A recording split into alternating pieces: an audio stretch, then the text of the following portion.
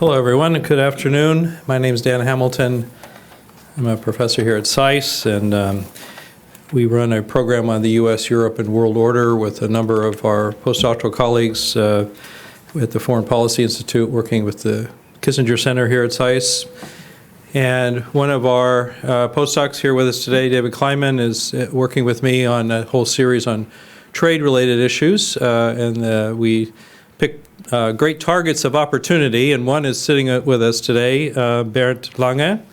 Bernd, I think as many know, has been the longtime chair of the European Trade Committee in the European Parliament. He's a German social democrat from Hanover, that's his constituency, but been in Brussels for many years, and particularly on trade issues, but also I think research and technology and other forward-looking kinds of areas. So Bernd is right in the nexus of all the current trade issues, but also on thinking ahead. And one of the areas is trade and sustainability. How do we make this work? If you've been reading about what the European Union is doing, they are talking about a big Green Deal. There's a whole issues of digital strategies. And the question is, how does trade fit into some of these other big issues? So beyond current trade tensions, what's the broader picture? So we're going to ask Bernd to come up and address us, or if he'd like to sit there, whatever is fine. And then we thought we could ask David, who I mentioned is a postdoctoral fellow here at SAIS this year with us. He actually worked with Bernd in the European Parliament before that. He is an expert on international trade law and has been spending the year in Washington, so has an interesting, probably, perspective from both sides of the fence to comment. And then we're delighted Matt Porterfield has joined us from Georgetown. Matt directs the Harrison Institute for Public Law, Georgetown University Law Center. And is also an expert on international trade issues. He works particularly on this intersection, as I said, between trade and investment and environmental policy. So a couple comments from them after Bernd speaks, and then we'll open up to you and have a good discussion. Thanks for coming.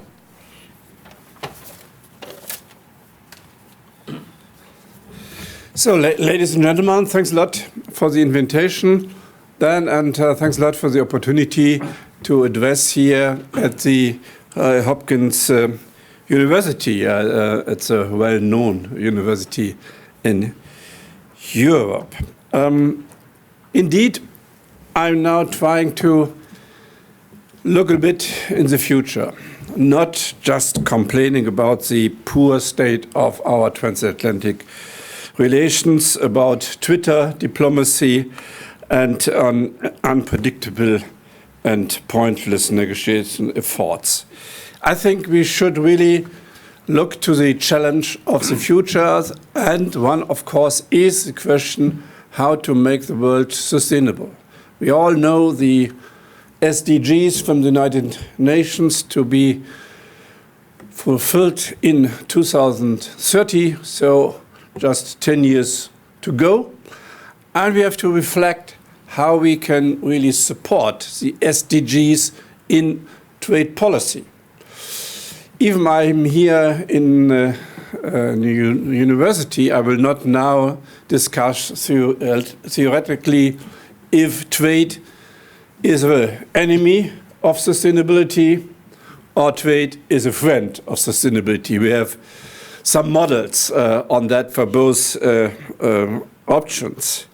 And, of course, I will not discuss now the position of some developing countries saying sustainability in trade is a protective measure. I think the experience has shown that sustainability is possible with trade. Trade is an engine of growth and wealth. And if the conditions are set right, then sustainability can happen.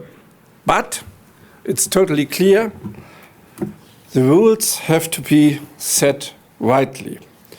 And even the WTO is, I think, no excuse.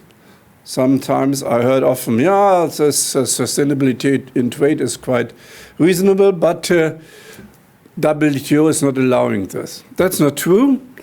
We have some rules of WTO which are able, a lot of possibilities if the environment protection is in the center and the measures are fair.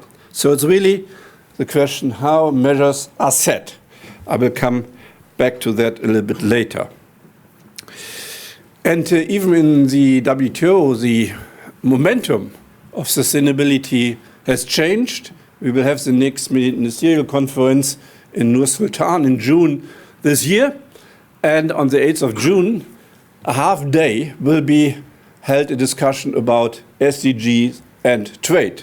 So there is even in this organization some movement to perhaps even modernize some of the rules of the rule book in the WTO. For the European Union, it's totally crystal clear that the objective of sustainable development is an integrated part of trade policy. And this has to be said even by the European Court of Justice. And I think it's totally logic that trade has to be playing a part in improving sustainability and giving the possibilities for the people on the ground to get benefit of trade policy. The question is, so in my understanding, not if, the question is how. And this is, I think, the necessary discussion. First, of course, we have trade and sustainable chapters in trade deals, in bilateral and also sometimes in plurilateral trade deals. Only 2 weeks ago, we in the European Parliament ratified a trade agreement with Vietnam, and we used as European Parliament the leverage we had quite extensively in negotiating with the Vietnamese government in the ratification of 3 ILO core conventions, in an implementation plan for the ILO convention, in changing the labor law, in allowing independent trade organizations in Vietnam, and a lot of other items. So it is possible by the leverage of a trade agreement to improve the sustainability of the situation on the ground. But it is not enough to include these commitments in trade agreements. Also, the United States has it in several trade agreements. I think everybody is agreeing that it's important to have a proper following up and a monitoring process. Once I visited Colombia, I think 1 year ago, on a monitoring delegation, 5 years of our trade agreement with Colombia and Peru. By chance, I met the US delegation from the Ministry of Labor and a Canadian delegation doing exactly the same, without any coordination. And this has, of course, limited impact for the monitoring exercise. And this is perhaps one item that we really need more coordination and a common approach in monitoring trade deals so that the objectives and the commitments are really properly implemented. And this is one of the areas where I think European Union and the United States can have some common exercise. Secondly, the question of enforcement. The European Union and the United States were the first in integrating a TSD chapter in trade agreements. I think 1994 the United States and 2001 the European Union. And we have quite different models in the dispute settlement mechanism in TSD issues. So we in the European Union have more, let's say, soft tools, the carrot, and in the United States side we have more the hard work, the stick and if there is no really fulfillment of the commitment, then sanctions are possible. But both have their own challenges at the end of the day. I think in the US model, in 20 cases, some claims were made, and only in the case of Guatemala, it came to a dispute settlement procedure without any results so far. And on our side, we have a multi-level approach in discussing the enforcement of the TSD chapter and trade agreements. The first time we are discussing now the ultima ratio of our multi-level step approach for enforcement is in the case with South Korea. We are waiting the ruling of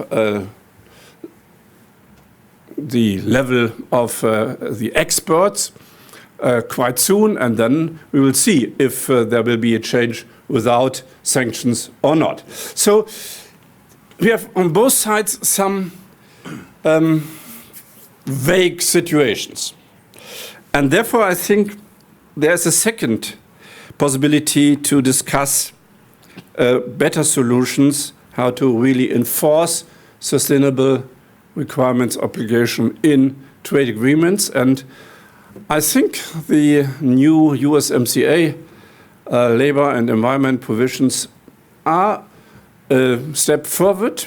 And even inside the European Union, we are really discussing this quite intensively, if this is really a model which is focusing on the concrete problems on the ground, the monitoring of companies, and perhaps give compensation to the victims of not respecting TSD obligations.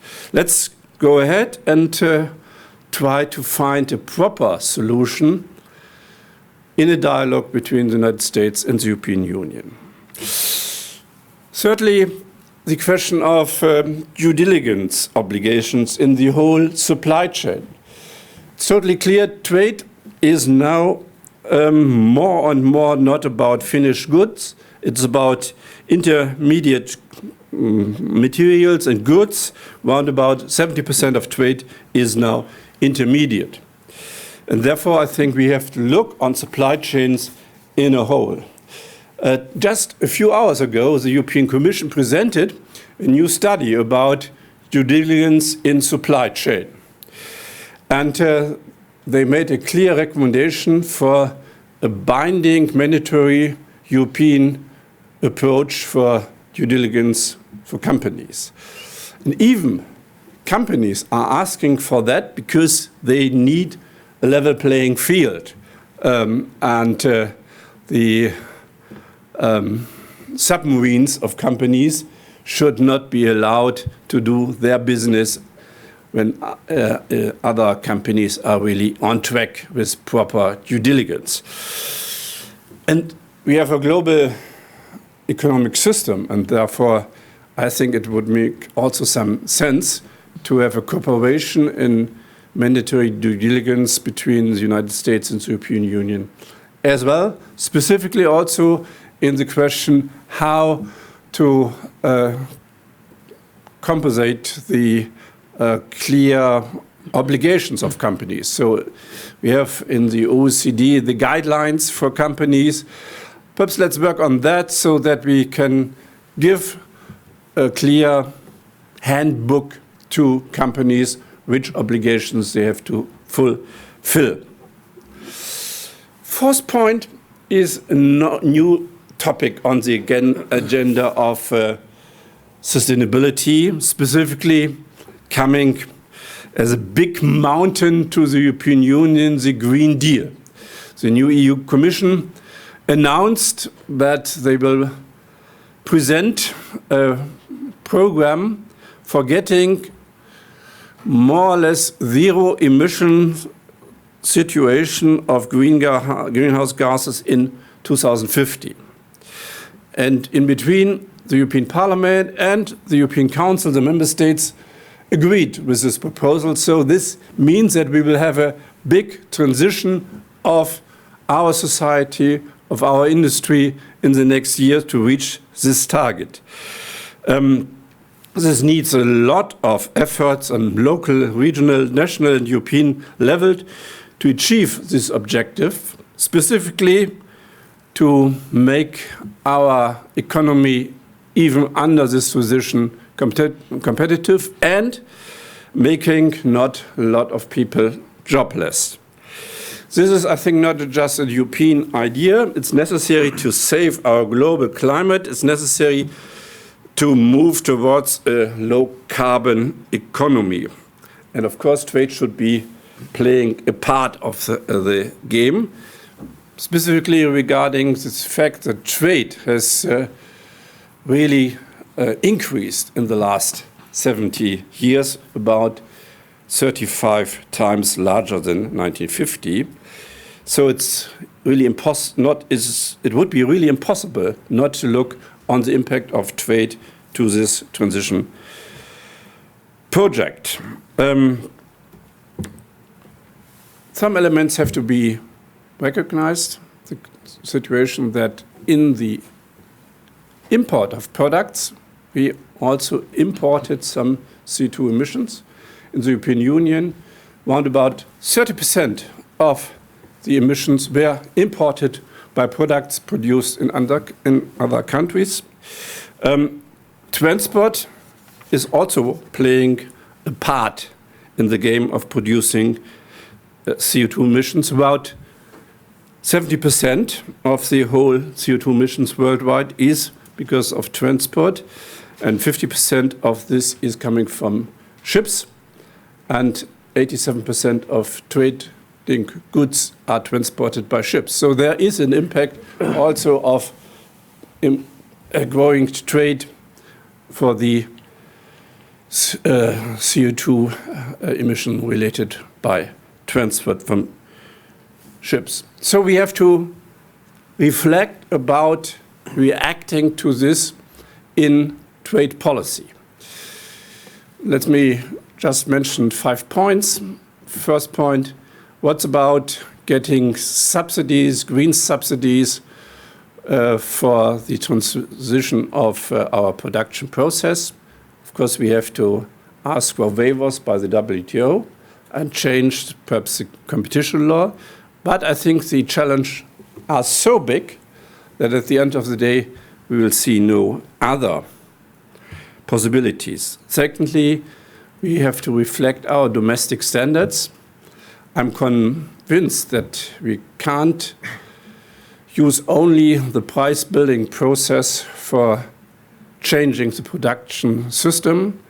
This will lead to a lot of social problems. Therefore, standards on efficiency, on reduction of CO2 is crucial, and we should really go on an international level. Thirdly, we have to think about tariffs reflecting CO2 and reflecting the efficiency of energy productions.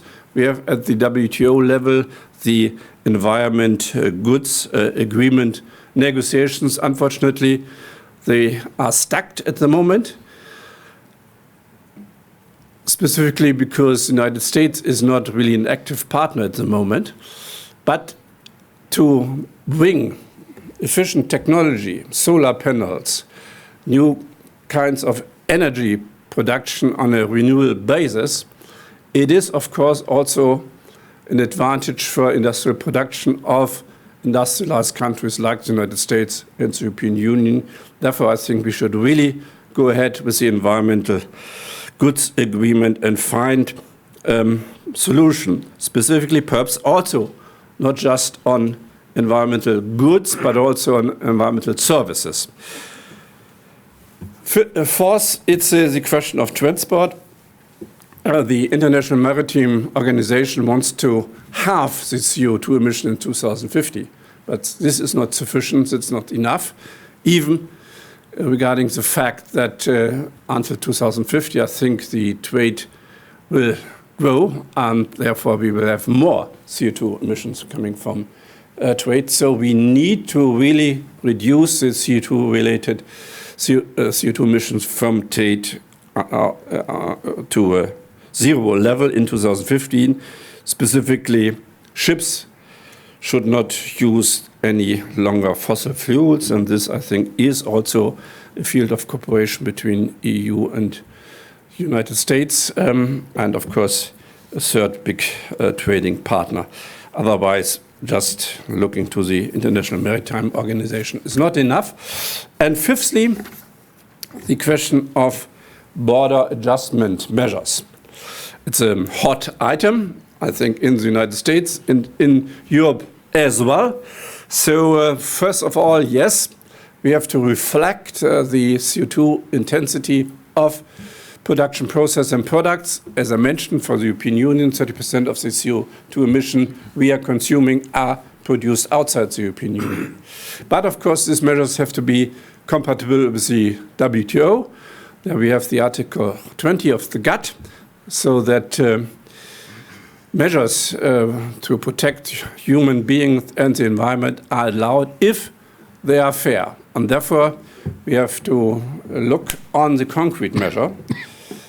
The appellate body, I know that's not an organization very liked in the United States, but the appellate body had ruled in several cases also in favor of this Article 20 of GATT. So we can have a differentiation on a product if it's CO2 relevant or not. But I think it's not possible to have a really differentiations based on products. You can't really check every product coming into the European Union or into the United States on the CO2 footprint.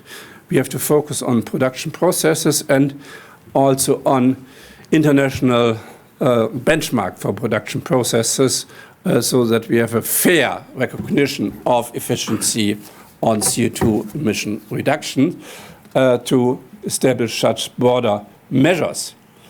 And thirdly, of course, we have also to reflect, and this is a problem sometimes in the discussion inside the European Union, that if there is a partner country which have a production process which is better than the international benchmark, that we have to grant them some benefits so that we have really a fair situation on the border adjustment mechanism.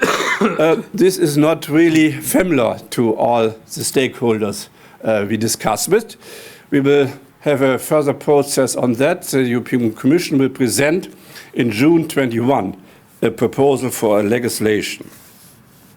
And I hope until June 21 we have a lot of occasion to discuss this project between the United States and the European Union. So there are big challenges, and we need, I think, common transatlantic solution.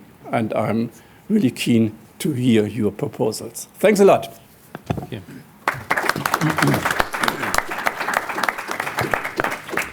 Okay, so as said, I think we'll just have some brief comments from our other panelists, and then we'll come to your questions in our discussion. Bernd, your last point, I think, is the politically sensitive one. Border adjustment mechanism is a wonderful term.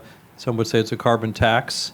And I just wonder, in your own discussions here, what reactions you're getting to that proposal. As you said, you have another year or so, year and a half to have that wonderful transatlantic conversation. But I'll hold on that and turn to David and then to Matt, please.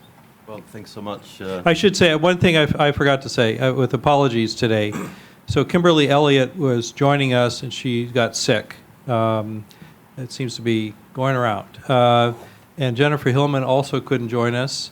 We did the gender balance, and it blew up in our face, literally, so I apologize. But that was never our intent. But now you got what is left. So I apologize, and that's not because you're next, David. Go ahead. Right. Well, thanks a lot, Dan, for having me in the first place here at SAIS and also on this panel. And thank you, Bernd Lange, for coming here, for joining us with this discussion. I think what Dan already said is that the border carbon adjustment is the most contentious point in in the Green Deal, and this is because not only in Europe we have industry that is concerned about this, but also in foreign countries that do not have the same climate policies that the European Union has in place right now. So this is a great concern, and as Bernd said, the question is not really whether or if this should be done, but how it should be done, and that is usually a question for lawyers, and like also economists, of course, but lawyers have to make it fit somehow into the legal system that applies respectively, and that is the EU legal order as well as the WTO legal order. And in this context, and this is really the reason why I'm sitting here as the most junior on this panel, obviously, is that we've been asked to provide a briefing exercise or a briefing to the European Parliament as a consortium of think tanks located in Brussels, Paris, and northern Germany, to provide a briefing on the legality and the economics of this border carbon adjustment mechanism that could be in place. As we see, a proposal could be June 2021. So this is very much at the early stage. We have been asked to provide these briefings for a workshop in Brussels coming up, which Bernd will chair on the 5th of March. My part with Jos Paulin from Geneva Institute, the Graduate Institute, was to look at the EU law and the WTO law. And so the question is really, how can we legally make imports subject to EU climate policy on the one hand, or how we can incentivize other countries to adopt similar climate policies that the European Union has in place. And what do we have in place in the first place is the question. We have the emission trading system, which results in the end in a carbon pricing, as Bernd said earlier today, that is much too low at this stage. Is at about 20 euros per ton, should be at about 80 euros per ton, in order to achieve the kind of climate policy, the kind of emission reductions that we want to see to be carbon neutral by 2050. So that's a big goal. But in order to get there, we need to adjust the domestic legislation that we have in place with regard to imports and create these incentives. The European trading system, the European emission trading system in the European Union can relatively, under EU law, and this is one of the findings that I'm just going to briefly go through, very briefly, because I have only maximum 5 minutes, is to amend the emission trading system of the emission trading system of the European Union to the extent that we simply include importers. So importers would have to buy for the produce that they purchase. They would have to buy certificates, emission certificates, and therefore would have to pay the same fee as domestic producers would have to pay. So in this way, you would adjust the European climate policy with regard to imports. So this is legally feasible under EU law, and it's also easily done in terms of the parliamentary procedures or the institutional procedures that we have in place. We have the ordinary legislative procedure where the Council votes with qualified majority, so there's no veto, there's no unanimity requirement, and we also have the European Parliament in place that provides democratic legitimacy to this process. So this can be done relatively easily under EU law, and can also be justified, and perhaps Matthew will talk about this more afterwards. It can also be justified under WTO law relatively easily without going to the general exceptions for environment and public health. Now, a carbon tax would be something entirely different and entirely new for the European Union, in the sense that this is not what we've have been doing in the past. This is also not.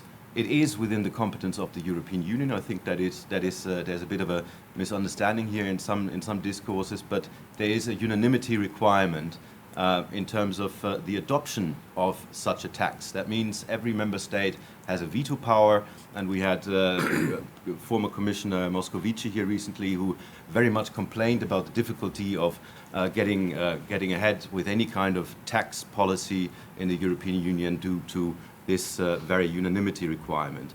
The problem here is also that there's a special legislative procedure on the EU side that applies where the European Parliament is not part of this procedure, and therefore it's only the Commission and the Council dealing with this or sort of adopting this kind of policy. So there's two difficulties here. Whereas under WTO law, again, this would be allowed under the national treatment provision of Article 3. It can be relatively easily justified under WTO law. Now, the third option that we were asked to evaluate, and that is the last point really, is punitive tariffs on countries that have not ratified the Paris Agreement or not implementing similar legislation, or implementing similar legislation. And here we have here we run into a problem of WTO justifiability in terms of that this would discriminate among countries depending on their climate policy. The sort of incorporation of processing and production methods into legal provisions of the WTO is very, very controversial, and it's very, very difficult to argue under current WTO law. So this could present a problem, but it can be justified if it's properly done, if it doesn't arbitrarily discriminate. It can be done under the general exceptions of Article 20 for environment and health purposes. So there is space for that. It would require a relatively drastic reform of the EU enforcement regulation, which is a difficult thing to do in terms of this is a trade tool. The European Union formally tried not to mix up too many trade instruments with environmental policy instruments. Now that it really depends on, and I'm absolutely neutral on this, especially as an academic on this panel, this depends on your political couleur a little bit, like whether you want to go down this route or not. However, in WTO terms, it could be tricky to penalize other countries with tariffs for different climate policies because you want to respect sovereignty, etc. But it could, in theory, be done with qualified majority voting, avoiding a veto requirement in the Council, and involving the European Parliament. So, in conclusion, we would say that going in the path-dependent way, amending the European the emission trading system of the European Union to include importers would certainly be the most opportune option and legally viable option, and also include the respective stakeholders and political participation in the European Parliament. The carbon tax being harder at the EU level, easy at the WTO level, whereas the punitive tariffs run into certain certain problems on the EU side and on the WTO side as well. But with this, I would like to turn over to Matthew. Matt. Great, thank you.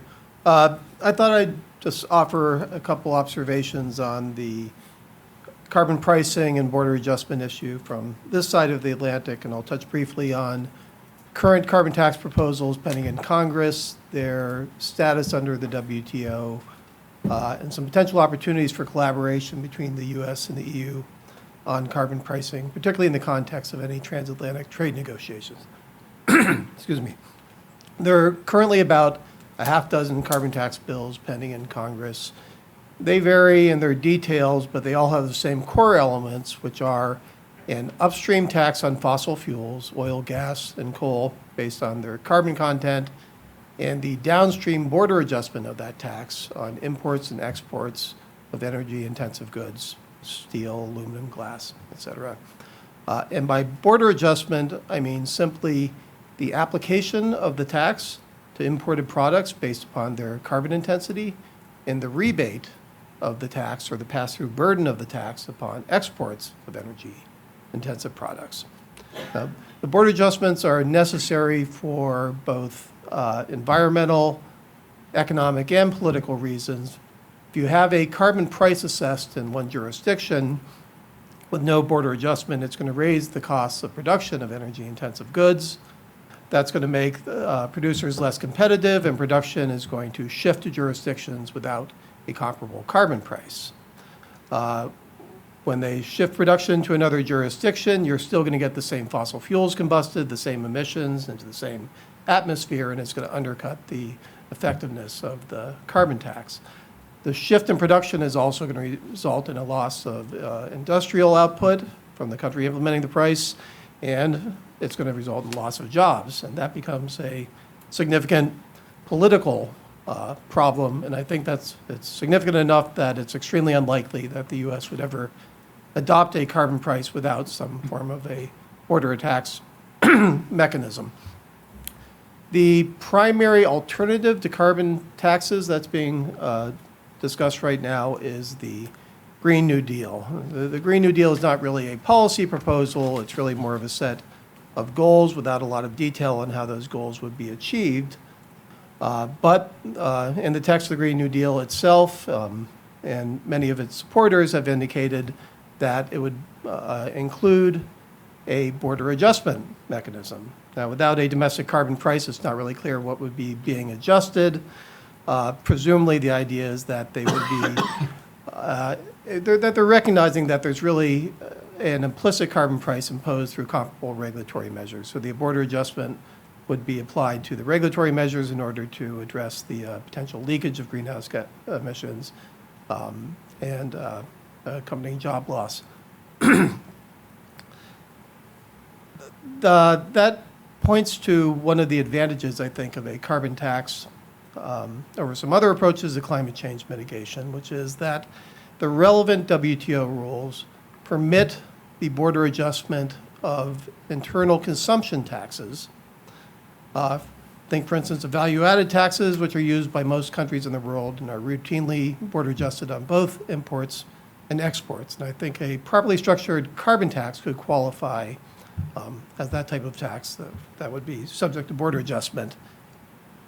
In contrast, the relevant trade rules generally discourage border adjustment of regulatory measures, particularly when those regulatory measures are based not on the physical attributes of a product, but upon its production processes.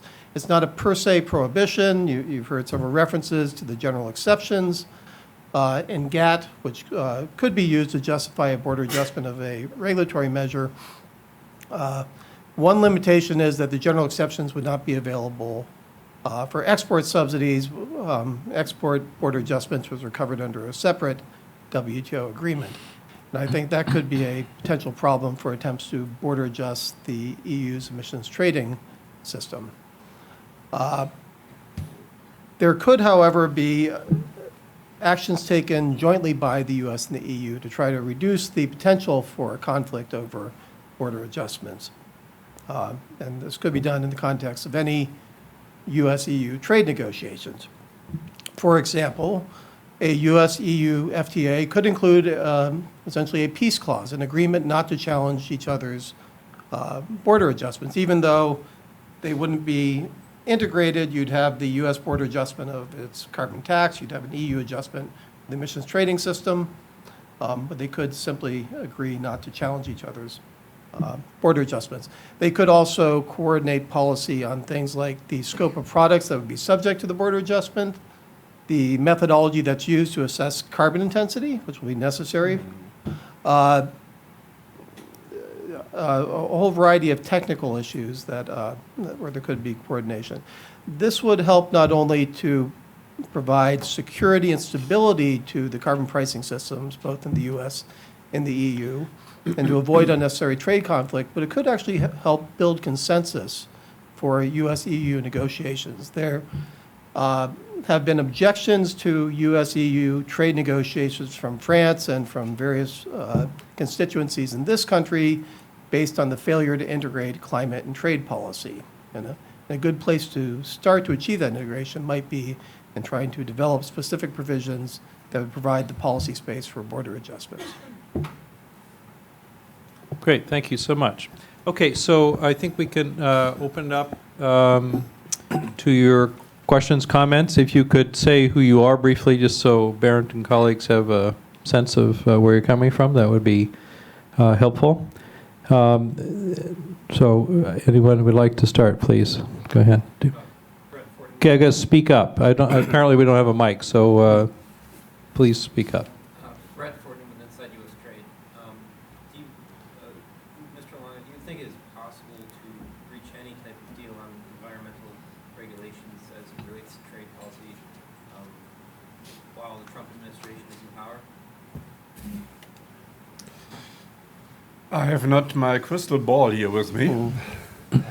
But nevertheless, I think there are a lot of common interests. So it's, I think, quite clear that we have to do something on reduction of greenhouse gases. And why not trying to negotiate some solutions even in this area?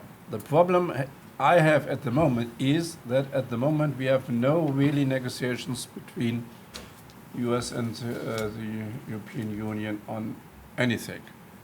And this has to be really pushed for. So we have common interests and we should really be able to negotiate proper solutions.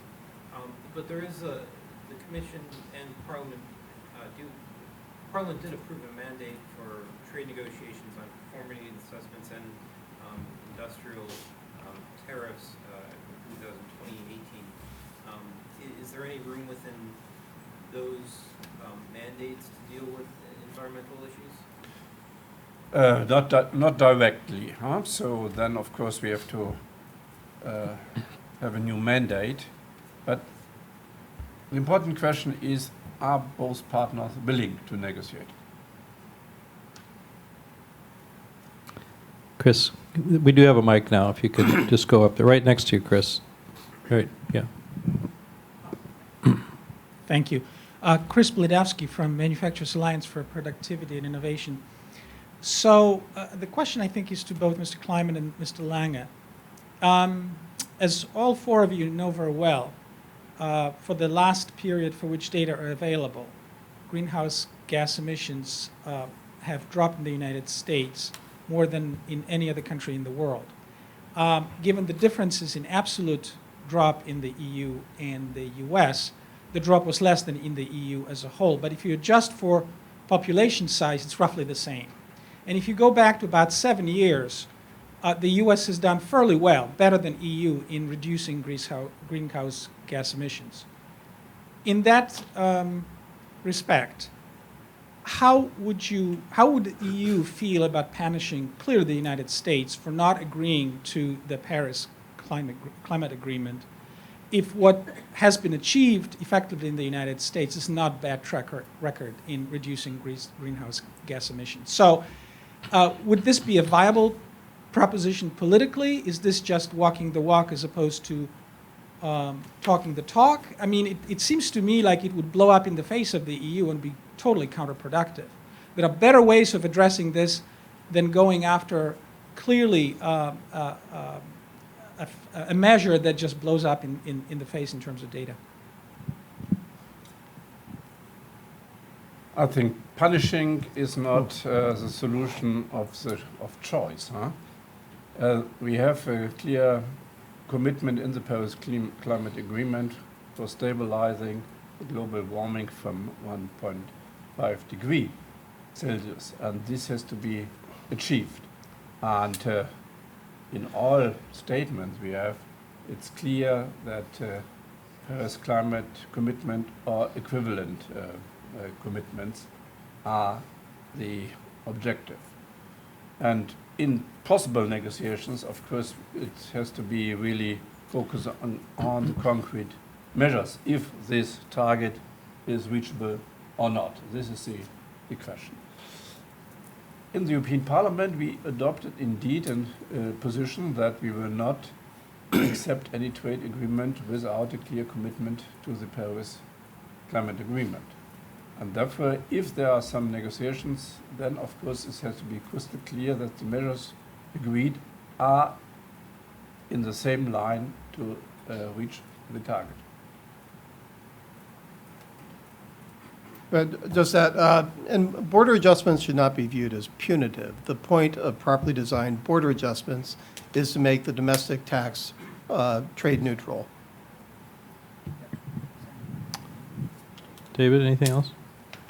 No, I think that's pretty much that sums it up in one sentence. I think the ideal scenario would be that sort of the carbon price or some carbon tax in the U.S., for instance, could be adjusted at the border in the export, and then whatever has to be paid on the import would be paid in Europe. So that is I think not necessarily an economic problem, and perhaps then shouldn't be in the ideal scenario also no political problem. I think where you do face difficulties is, for instance, when you have one side that doesn't want to go down that road, and the other side does. And this, for instance, we could give the example of the litigation on the amendment, EU amendment of the ETS to include aviation and kerosene paid by American Airlines, and that the American Airlines had to pay or have to purchase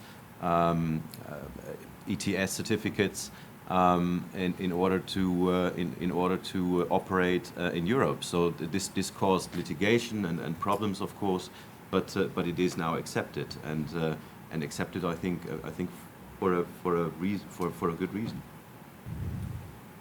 Yes, please. Question from Mr. It's on. Question from Mr. Lang. This is Ken Monahan with the National Association of Manufacturers. You touched on WTO, pellet body.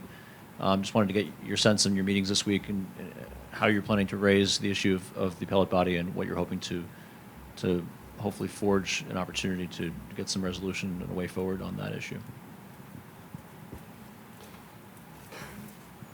Of course, we will have a lot of talks with U.S. representatives, and we will raise this issue, of course, no doubt about. So, looking to the function of the appellate body, so it's a second instance of the dispute settlement mechanism, and the rules are quite clear. Unfortunately, for some decisions, the rule book of WTO is not sufficient. And therefore, we have to work on the modernization of the rule book that will help the appellate body to stick to the rules. Secondly, of course, we have some problems on the salary, on the timing of decisions, and there we are aligned with some proposals by the United States. If we can come to a negotiation process for the reform, then I think it will be possible to have an agreement for renew the appellate body. And of course, if there is a stable position, then of course it's clear, and this is a position of the European side, that the appellate body is not a court. And this guarantee, I think, is one of the demands the United States side are always saying. So there is a room for finding a compromise. It depends on the willingness of both sides. There was someone here. Yes, please. Hi, Carl Galvin, a retired special agent, U.S. Customs, although many years ago I received a master's in environmental management. But I find that the greatest issue perhaps in sustainability globally is that we persist in using credit. Governments have to use credit borrowed into existence at interest through privately controlled central banks as the money of the world. And I just want to recommend a text written 15 years ago plus by Stephen Zarlenga of the International Monetary Institute, monetary.org. The book is titled The Lost Science of Money. And he recommended that in the U.S. he actually gave a speech at U.S. Treasury, was invited to speak on this, suggesting the Federal Reserve, for example, should simply be nationalized, and the U.S. should begin spending U.S. notes into circulation as Lincoln did with greenbacks, because it's needing to keep up with interest payments globally that drives us into such an economic frenzy that creates more use of energy than we really maybe need. And just briefly, on the topic of carbon credits and such, Václav Klaus, the former president of the Czech Republic, once said environmentalism would become the new communism, a means of increasing regulatory schemes to, well, advantage maybe the largest corporations and financial interests. And just a statistic questioning carbon as being such an issue.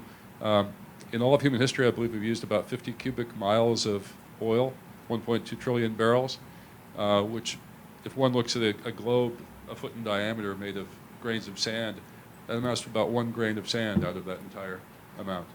So have we really destroyed the global environment just by the history of petroleum use? And I believe, with the experience of Tesla now going to Germany, that we're probably moving towards sustainable electric vehicles just based on the economics of improved battery technology. Thank you for your patience.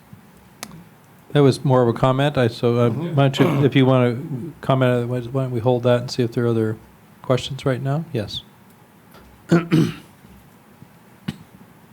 thanks. My name's Emily Meredith. I'm a reporter at Energy Intelligence.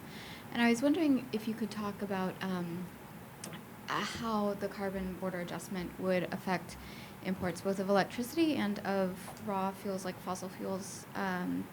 And a specific question that I have in mind is, in the U.S. there's a lot of methane associated with our oil production now. So does that mean that if you're to import U.S. oil, that U.S. oil would therefore be subject to a higher, depending on the mechanism that's implemented? Or is it because it's sort of it's an input, the oil itself wouldn't be? Could you just address that? Okay, that was a question. Yeah. So I think under the approach that's taken in most U.S. legislation, the idea is to impose the domestic tax as high upstream as possible, which has various advantages, including fewer disgruntled taxpayers. So imports of oil would be treated like extraction. So the phrase you hear a lot in discussions of this is that the tax would be imposed at the wellhead or at the mine mouth for fossil fuels. It would also be imposed upon importation. But if there is no U.S. tax, I guess is my question. Well, if there is no, then there's nothing to adjust. That's the point of a border tax adjustment is that you're trying to equalize the economic burden imposed by a domestic tax. So there's no adjustment without a domestic tax. You can try to adjust regulatory programs like trading systems that function in a different way to impose a price signal. I guess I meant from the EU's perspective, if there is no U.S. regulatory mechanism, what does it look like for fossil fuels, electricity? Yeah, first of all, of course, we want to use the use of fossil fuels. So that's for sure. Therefore, the transformation of the industry is one of the key elements. The electric cars is one. So we expect 2030, 40% of the new cars coming on the market are electric cars. So it's really challenging. And yes, at the moment we have about 15% of global trade is fossil fuel. So that's huge. And then, of course, in our thinking of border adjustment mechanism, the benchmark for the production of fossil fuels will be relevant for having some limitations or some extra costs for imported fuel or not.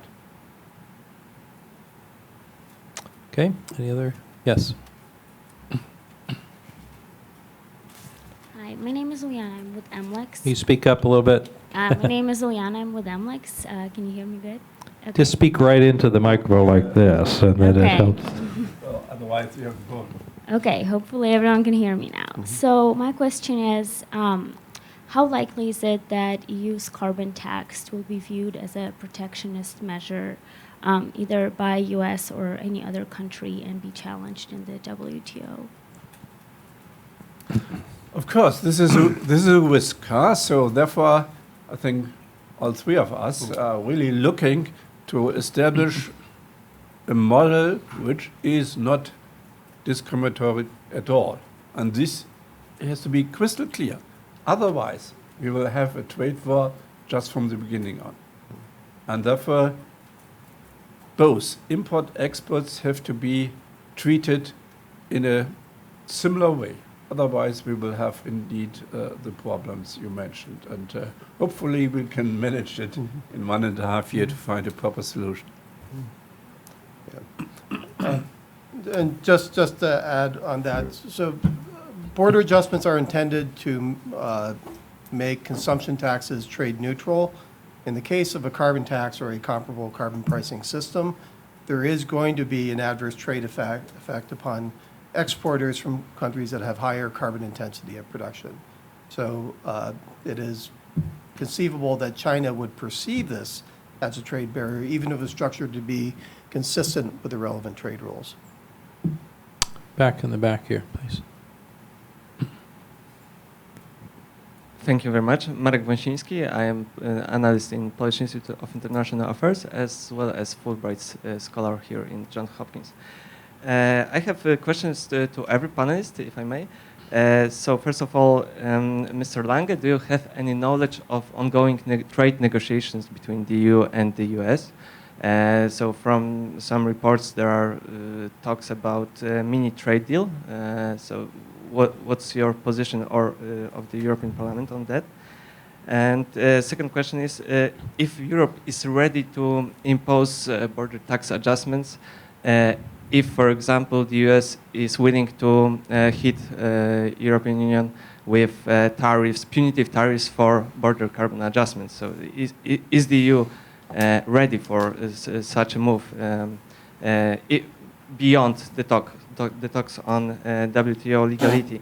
To Mr. Kleiman, I would like to ask about the second option, so or the first one. So importers buying allowances in the EU. How is it possible? Because ETS is based on installations, and when it comes to imports, it's product-based. So how we can make importers buy allowances for products that they import?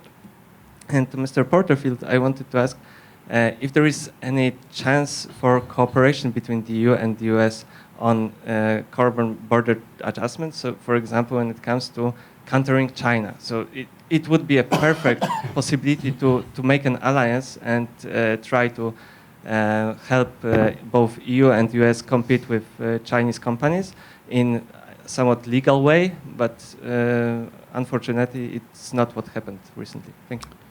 Why don't we start there and go this way? Sure. How's that?